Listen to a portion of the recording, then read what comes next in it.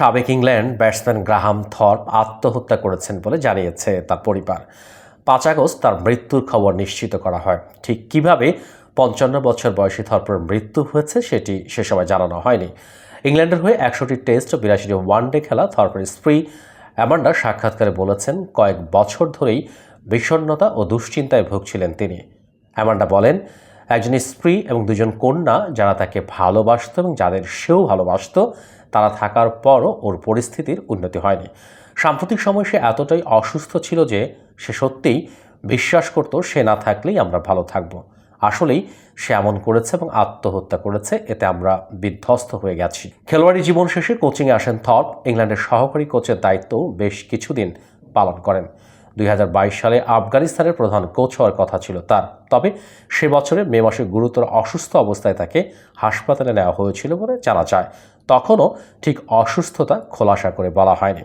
থর্পের স্ত্রী বলছেন, সে সময় আসলে আত্মহত্যার চেষ্টা করেছিলেন তিনি।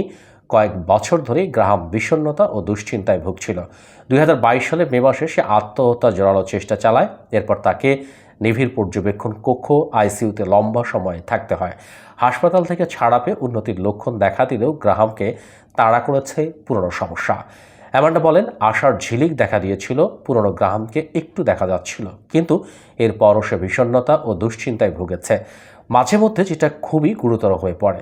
পরিবার হিসেবে আমরা তাকে সহায়তা করেছি। সে অনেক রকমের চিকিৎসা করিয়েছে। দুর্ভাগ্যজনকভাবে কিছুই কাজ দেয়নি। অ্যামান্ডা বলেন, গ্রাহাম মানসিক দিক দিয়ে শক্ত হিসেবেই বিবেচিত ছিল মাঠে। তার মানসিক স্বাস্থ্যও একসময় ভালো ছিল, কিন্তু মানসিক অসুস্থতা সত্যিকারের একটি অসুখ এবং যে কাউকে আক্রান্ত করতে পারে।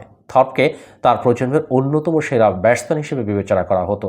তার এমন চলে যাওয়া নিয়ে বড় মেয়ে 22 বছর বয়সী কিটি বলেছেন, আমরা এটা নিয়ে কথা বলতে লজ্জা পাই না। এটিকে লুকোনোর কিছু নেই, লজ্জারও কিছু নেই।